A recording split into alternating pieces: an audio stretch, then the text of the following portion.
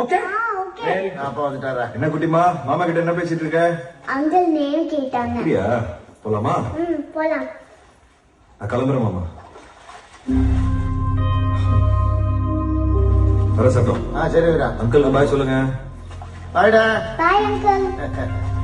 என்ன நீங்க பண்றது கொஞ்சம் கூட நல்லா இல்லண்ணே. மாப்பிள்ளை கல்யாணத்துக்காக ஊர்ல இருந்து வந்திருக்கேன், அவங்ககிட்ட முகம் கொடுத்து பேச.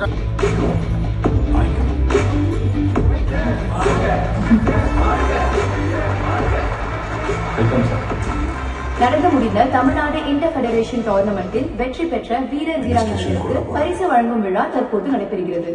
பெண்களுக்கான 55 kg எடை பிரிவில் மாலதி பதக்கம் பெறுகிறார்.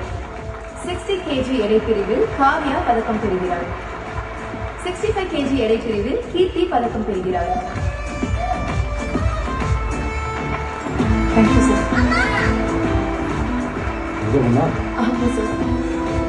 அம்மா அப்பாவுக்கு அப்புறமா அவார்டு கொடுப்பாங்க. அடுத்து நான் செயல்வீரர் கூட்டத்துக்கு போக வேண்டியிருக்கு, அதனால மத்தவங்க நீங்களே கொடுத்துருங்க.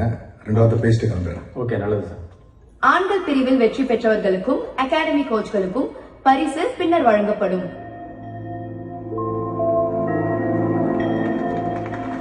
அனைவருக்கும் வணக்கம்.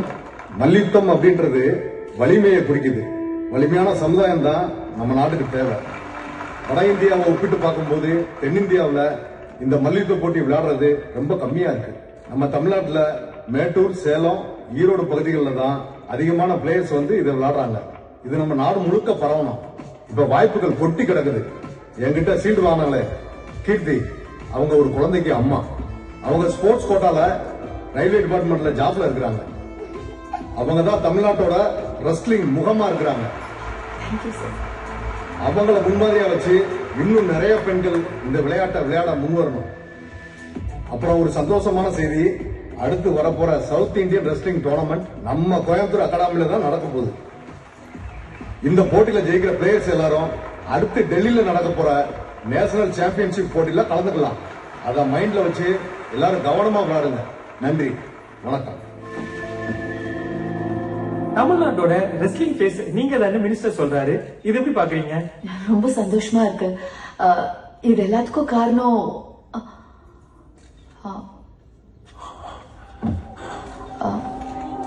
வீரா. நாங்க பாட்டுக்கு 7 வீட்டுல கிடந்திருப்போம். ஏதோ அவார்டு வாங்க போறேன்னு கிளப்பி கூட்டிட்டு போனிய, வாங்கினியா? சொல்ல வாங்கினியா? ஏண்டி கத்துற? பையன் முடிச்சிட போறான். அவன் அப்பா மினிஸ்டர் கையால அவார்டு வாங்குறத பார்க்க எவ்வளவு ஆசையா வந்தான் தெரியுமா? ஆனா அந்த ஆளு உன்ன ஒரு